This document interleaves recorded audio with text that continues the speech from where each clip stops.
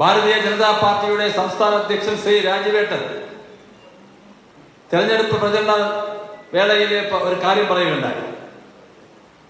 BJPക്ക് അധികാരം കിട്ടിക്കഴിഞ്ഞാൽ മേയർ സ്ഥാനം ഏറ്റെടുത്ത 45-ാം ദിവസം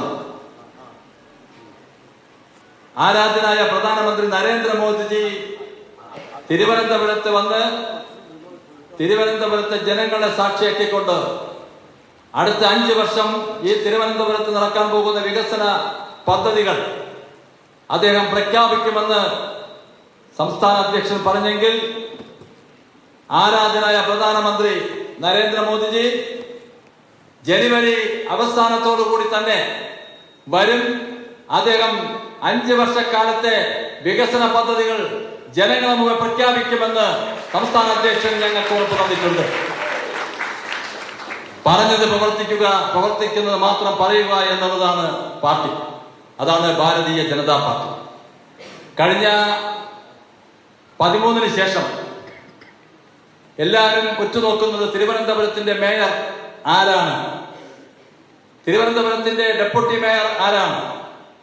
BJPയുടെ മേയർ സ്ഥാനാർത്ഥിയെ കുറിച്ചുള്ള ചർച്ചകൾ ഇങ്ങനെ സോഷ്യൽ മീഡിയയിലും മാധ്യമ സുഹൃത്തുക്കളും പൊതുസമൂഹവും ചർച്ച ചെയ്തുകൊണ്ടിരിക്കുകയാണ്. ഒരു കാര്യം ഞാൻ പറയുന്നു, BJP അച്ചടക്കമുള്ളൊരു രാഷ്ട്രീയ പ്രസ്ഥാനമാണ്. പാർട്ടി ഒരു തീരുമാനമെടുത്താൽ ആ തീരുമാനം ശിരസ വഹിക്കുന്ന പാർട്ടി പ്രവർത്തകരാണ് ഭാരതീയ ജനതാ പാർട്ടിക്ക് ഉള്ളത് എന്ന് ഞാൻ അടിവരയിട്ട് പറയാൻ ആഗ്രഹിക്കുകയാണ്. ഇന്നലെ BJPയുടെ 50 കൗൺസിലർമാരും ഇവിടെ യോഗം ചേർന്നിരുന്നു. ജനാധിപത്യപരമായിട്ട് 50 കൗൺസിലർമാരടുത്തും ആര് മേയറാകണമെന്നുള്ള അഭിപ്രായം ചോദിച്ചിരുന്നു. വളരെ സന്തോഷകരമായിട്ടുള്ള കാര്യം, പാർട്ടിയുടെ എല്ലാ കൗൺസിലർമാരും പാർട്ടി സംസ്ഥാന അധ്യക്ഷൻ എടുക്കുന്ന തീരുമാനം അംഗീകരിക്കുമെന്ന് പറഞ്ഞിരുന്നു.